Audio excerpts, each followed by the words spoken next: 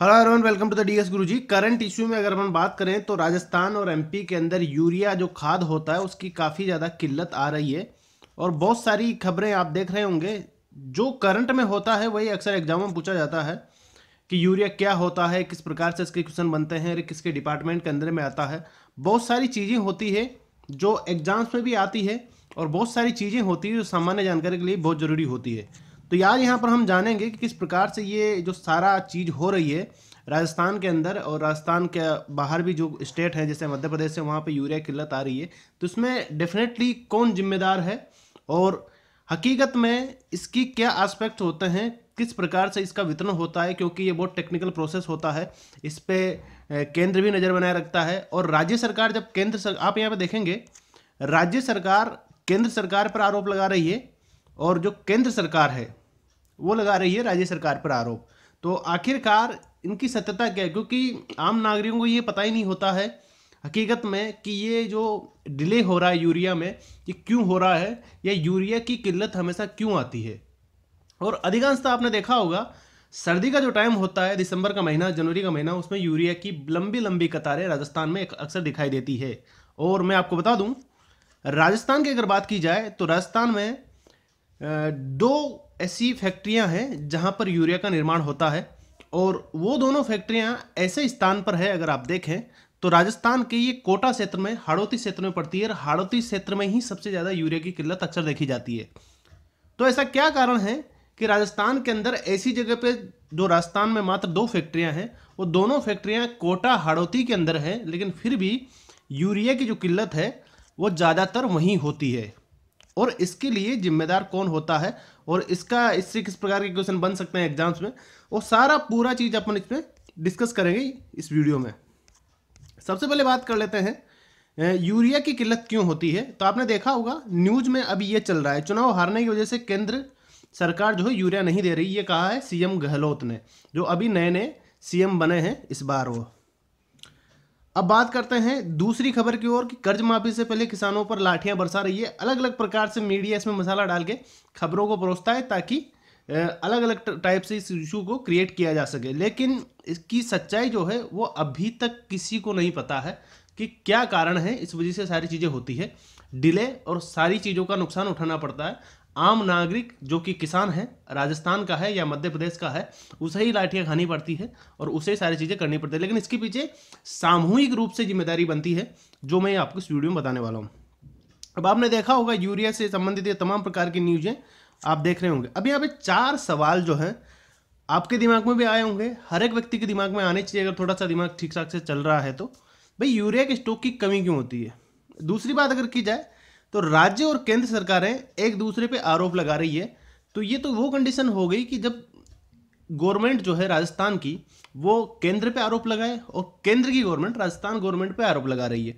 तो यहाँ पर जब ये सामूहिक कार्य है तो ये आरोप किस प्रकार से लगाए जा रहे हैं, इनके पीछे की तथ्य क्या है और किस प्रकार से ये आरोप लगाना बन रहा है इनका। आगे हम बात करें तो आखिरकार इसके लिए जिम्मेदार कौन है। भाई आरोप तो एक दूसरी तरफ से लग रहे हैं, लेकिन जिम्मेदार कौन है और यूरिया के अलावा और कोई विकल्प सरकार के पास क्यों नहीं है।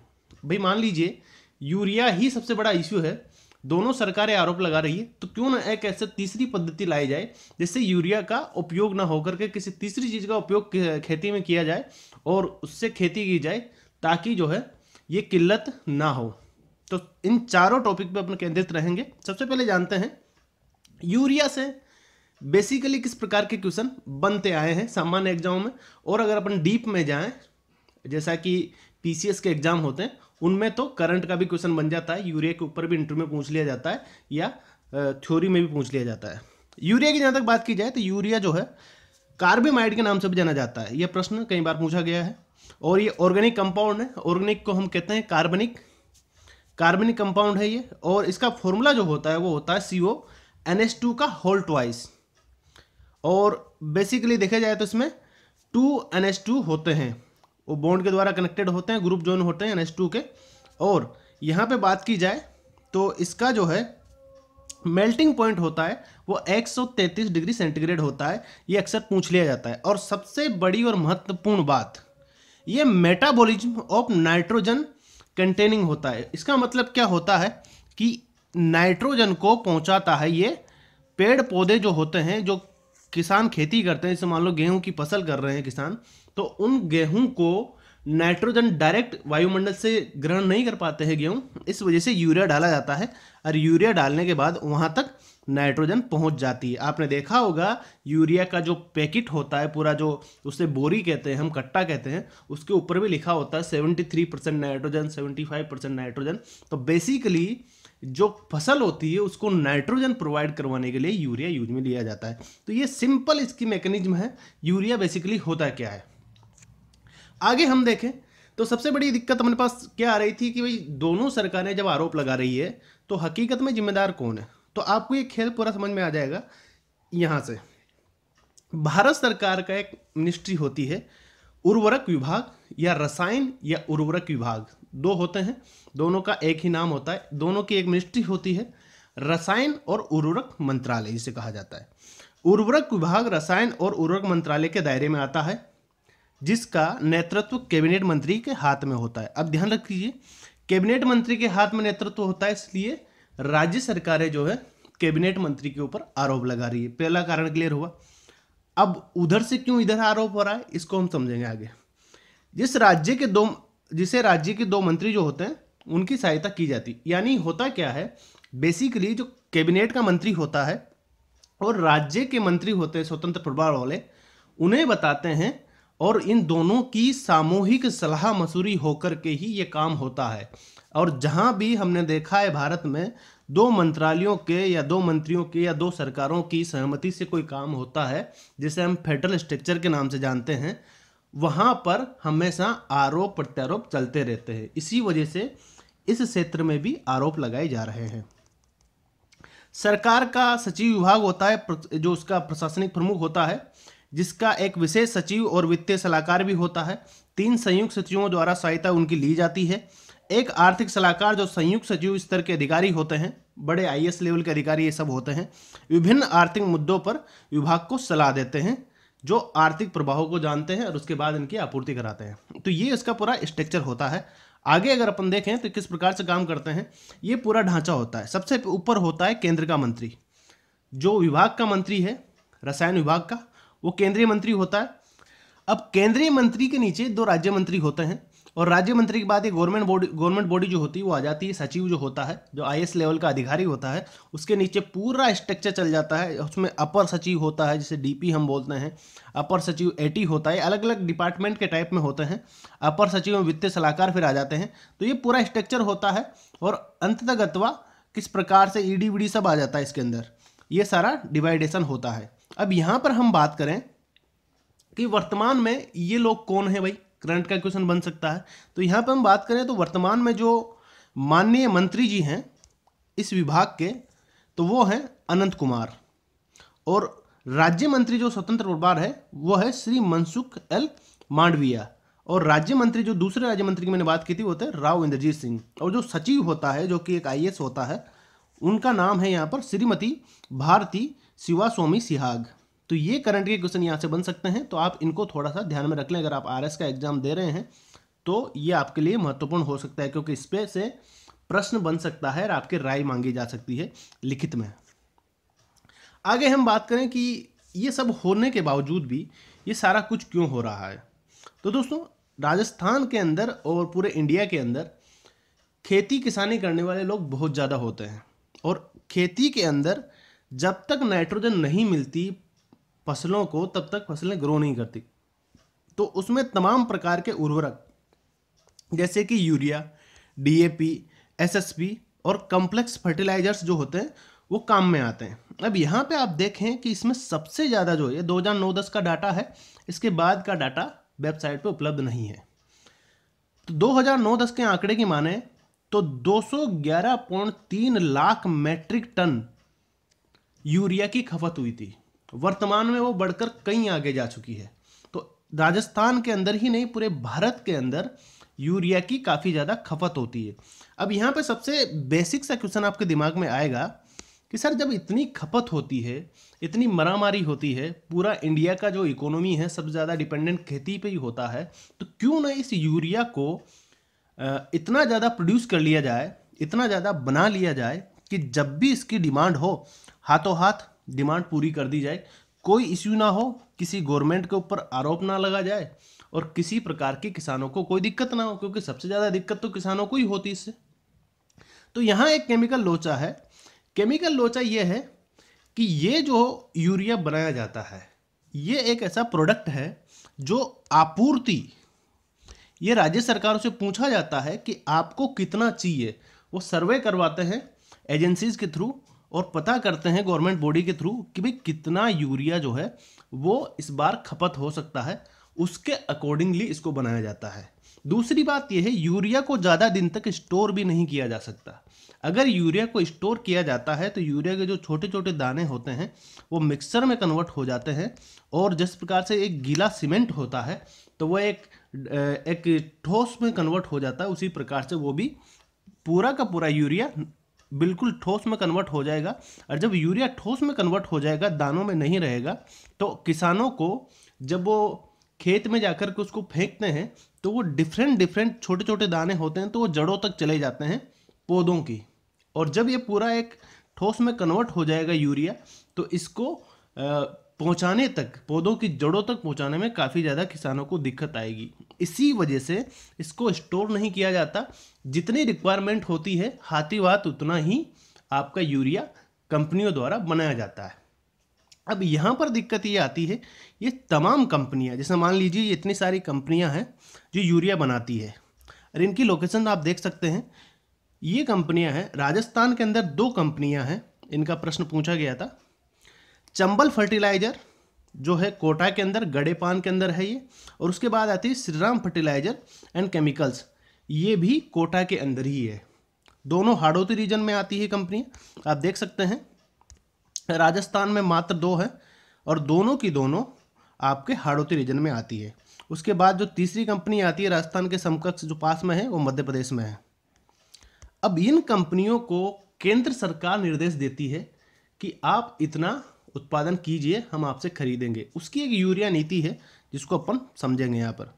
अब यूरिया नीति क्या होती है? यूरिया मूल्य नीति के अंदर यूरिया का मूल्य डिसाइड किया जाता है, यूरिया किस प्रकार से उत्पादन किया जाएगा, कंपनियों को क्या निर्देश दिए जाएंगे, और केंद्र सरकार उन कंपनियों से यूरिया बनवाती है और बनवाने के बाद वो डायरेक्ट इस यूरिया को राज्य सरकारों को दे देती है।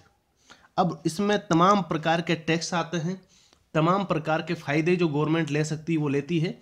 उसके बाद भी किल्लत के थ्रू ये यूरिया किसानों को मिलता है, जिसमें किसानों को लाइन में लगना पड़ता है और बहुत बार तो पिटाई भी पुलिस वालों के माध्यम से खानी पड़ती है उनको।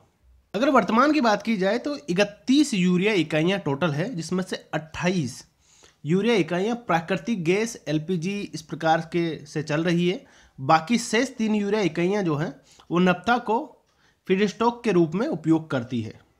यहाँ पे बात की जाए, यूरिया का एमआरपी जो है भारत सरकार द्वारा तय किया जाता है। तो संपूर्ण रूप से इनकी जो अथॉरिटी होती है, यूरिया कब बनेगा, कैसे बनेगा, कैसे बिकेगा, ये सब कुछ केंद्र सरकार, भारत सरकार के अंडर में आता है। और वर्तमान में जो रुपया है, अगर करंट का क्वेश्चन भी बना जाए तो यहाँ 508 ग्राम बैग यूरिया टोटल कितने रुपए का आ रहा है? 268 रुपये का आ रहा है। 242 रुपये के यूरिया के लिए 242 रुपये, जिसमें व्यापारियों के, पीएसयू के, सहकारी समितियों के मार्जिन वगैरह होते हैं, वो सारा कुछ जुड़ जुड़ा के आप यहाँ पर देख सकते हैं। इसके बाद इतने सारे टैक्सेस इसके अंदर आते हैं, केंद्रीय उत्पादक शुल्क, केंद्रीय कर, एकीकृत कर, संघ सहित कर, कुल मिला के सारे प्रकार की ड्यूटी और राज्य सरकार के टैक्स भी इसके अंदर आते हैं। इस वजह से इसकी कीमत बढ़ जाती है और तमाम सरकारें यूरिया में पैसे लेती है, कमाती है। उसके बावजूद किसानों को इतनी किल्लतें झेलनी पड़ती है और इतने टैक्सेस के बावजूद भी स्वतंत्र होती है सरकारें इनके मूल्य बढ़ाने पर। किस प्रकार से? जैसे कि अभी नीम कोटिंग वाला यूरिया आ रहा है तो उसके लिए मध्यवर्ती चरणों में नीम कोटिंग यूरिया के लिए अन्य शुल्क लिया जा सकता है। मतलब इतना सब कुछ होने के बावजूद भी शुल्क बढ़ाया जा सकता है। और जो आपूर्ति होती है वो आप देख ही रहे हैं अखबारों के माध्यम से किस प्रकार से हो रही है। अब यहाँ पे एक प्रश्न ये बनता है कि जब इतना सब कुछ है तो आपूर्ति के लिए भी कोई नियम होगा। तो आपूर्ति के लिए भी नियम होते हैं, आपूर्ति के लिए भी सीमाएं होती हैं, लेकिन उसके बावजूद भी क्या होता है, दोनों ही सरकारें या तो नीचे के कर्मचारियों और अधिकारियों के लेट लतीफ़ी की वजह से, या जो ब्रोकर होते हैं जो बेचने वाले डीलर होते हैं उनकी भ्रष्टाचारी की वजह से ये यूरिया जो है कहीं ना कहीं किल्लत के रूप में देखा जाता है और इसका सीधा सीधा असर जो है किसान के ऊपर पड़ता है। कृषि विभाग मूल्यांकन कराया जाता है पहले, और राज्यवार मूल्यांकन के जो उसकी आवश्यकता होती है राज्य की, वो राज्य केंद्र को बताता है और उतना यूरिया केंद्र राज्य सरकारों को देता है। लेकिन समय पर नहीं दे पाने के कारण ये पूरी किल्लत होती है। इसमें तमाम प्रकार के बंदरगाहों से सब्सिडी वाले रासायनिक उर्वरकों के आंदोलन, वितरण और आवंटन सुनिश्चित किए जाते हैं। जिम्मेदारी में लिए जाते हैं सारे कार्य और उसके बाद आवश्यकताओं को ध्यान में रखते हुए पूर्ति की जाती है। ये तमाम प्रकार के नियम हैं, इसके तहत इनकी पूर्ति होती है। मासिक आवश्यकता क्या होती है उसका ध्यान रखा जाता है। आयातकों के साथ परामर्श किया जाता है, आपूर्ति योजना तैयार की जाती है। उसके बाद भी ये होता है कि लगभग 50% जो आपूर्ति है वो स्वदेशी जो अपने स्रोत होते हैं उनसे होना चाहिए। मतलब जो फैक्ट्रियां हैं वो भारत की होनी चाहिए 50%। और उसके बाद अगर इनको लाने ले जाने में कोई दिक्कत ना हो, इसके लिए भी नियम होते हैं। तमाम उर्वरकों को रेल माध्यम से लाया जाता है ताकि बीच में इनका कोई ऐसा ना हो कि कहीं से लाया जाए, लूट ही लिया जाए यूरिया को। और इसके प्रयोजन के निर्देश सभी आपूर्तिकारों को 80:20 का अनुपात या 80% बनाए रखने के लिए जारी किए जाते हैं। रेल के माध्यम से जाने के लिए कुल मात्रा और सड़क पर 20% होती है, यानी 80% जो है वो रेल के माध्यम से यूरिया ट्रेवल करता है और सड़क के माध्यम से 20% यूरिया ट्रेवल करता है, ताकि जो गोपनीयता है, जो आपूर्ति की तमाम शर्तें हैं, उनका पालन हो सके। अब इतना सब कुछ होने के बावजूद भी कहीं ना कहीं या तो भ्रष्टाचार बीच में आ जाता है या फिर नेताओं की लेट लतीफ़ी, या उसके बावजूद जो एक राजनीतिक होती है बदले वाली भावना, जो यहाँ पर आप देख सकते हैं। एक बहुत ही उम्दा एग्जाम्पल यहाँ पर है। जो हमारे पायलट हैं वो बोले हैं कि केंद्र पैदा कर रही है कृत्रिम कमी, यानी कि उप मुख्यमंत्री राजस्थान के ये आरोप लगा रहे हैं केंद्र के ऊपर कि वो कमी पैदा कर रही है जानबूझकर, क्योंकि कांग्रेस की गवर्नमेंट राजस्थान में आई है ताकि इनको नुकसान हो और किसान जो है लोकसभा इलेक्शन में बीजेपी को वोट दें। ऐसा एक आरोप है। और यहाँ पर आप देखिए भाजपा की तरफ से जवाब दिया गया है कि राज्य में, मैंने जैसा आपको बताया था कि राज्य बताता है कि कितना आपको चाहिए। राज्य में 2.70 लाख मीट्रिक टन यूरिया की जरूरत थी। केंद्र ने 2,89,000 मीट्रिक टन यूरिया की व्यवस्था कर दी है। 23 दिसंबर तक 2 लाख मीट्रिक टन यूरिया की जरूरत थी। केंद्र ने 2,57,000 मीट्रिक टन यूरिया उपलब्ध करा दिया गया है। तो अब देख लीजिए, सिंपल सी बात है, जैसा कि मैंने आपको कहा, नेताओं की लेट लतीफ़ी, अधिकारियों का भ्रष्टाचार, यही कारण होता है कि किसान को डंडे खाने पड़ते हैं। अगर यहाँ पर दोनों ही बात को मानी जाए तो ये एक व्यक्ति हैं राजनीतिक पॉलिटिकल पार्टी के, वो कुछ और बयान दे रहे हैं, और यहाँ पे जो ये डेटा है वो ये बयान दे रहा है कि इस डेटा के अनुसार तो किसी व्यक्ति को लाइन में खड़ा ही नहीं होना पड़ेगा, क्योंकि जो आपको चाहिए वो तो पहले ही दे दिया गया है। तो कहीं ना कहीं फिर राज्य सरकार की भी दिक्कत होती है, इस वजह से यूरिया नहीं मिल पा रहा है। अगर ये डेटा सही है जो कि बीजेपी की तरफ से जो जवाब दिया है, तो डेफिनेटली स्टेट गवर्नमेंट को कहीं ना कहीं कालाबाजारी या भ्रष्टाचार को रोक के सुनिश्चित करवाना चाहिए हर एक व्यक्ति के लिए जिसको यूरिया की डिमांड है। यहाँ पर मूलतः देखा जाए तो बहुत सारी समस्या ये भी होती है। कई बार जो फैक्ट्री होती है वहाँ पर यूरिया नहीं बन पाता है। कई बार ऐसे ऐसे रूल लगा दिए जाते हैं, जैसे कि अभी आधार कार्ड का रूल आया था। अब बहुत से किसान ऐसे थे जिनके पास आधार कार्ड नहीं होगा तो उनको यूरिया नहीं मिला होगा। तो ये भी कारण होते हैं। लेकिन अगर दोनों ही सरकारें समायोजित तरीके से काम करें तो यूरिया की किल्लत भारत में नहीं हो। अब एक लास्ट प्रश्न बचा है अपना कि यूरिया के अलावा और कोई विकल्प क्यों नहीं है सरकार के पास। तो ये सबसे बड़ा प्रश्न यही है। तो इसके ऊपर सरकार का जो कृषि मंत्रालय है वो ध्यान दे रहा है, और ऐसा बताया जा रहा है कि आने वाले समय में ऑर्गेनिक खेती होगी जहां पर यूरिया का कतई इस्तेमाल ही ना हो। और बहुत सारी जगह पर ऐसी खेती हो रही है, पॉली हाउस के थ्रू या अलग अलग प्रकार की टेक्नोलॉजी के थ्रू ऐसी खेती की जा रही है जिसमें लागत कम हो और ऑर्गेनिक रूप से सारी चीज़ें हो, यूरिया न डाला जाए, उसकी जगह पे कुछ और चीज़ें इस्तेमाल की जाए और कृषि को उस माध्यम से किया जाए, ताकि सामान्य जीवन पर भी कोई इफेक्ट ना हो और किसान के जीवन पर भी कोई इफेक्ट ना हो और ग्लोबल वार्मिंग भी ना बढ़े। फिलहाल के लिए धन्यवाद। करंट इशू में ये हमारा पहला वीडियो था। आपको कैसा लगा मैं ज़रूर बताएं। इसका PDF आप हमारे टेलीग्राम ग्रुप से डाउनलोड कर सकते हैं। Thank you.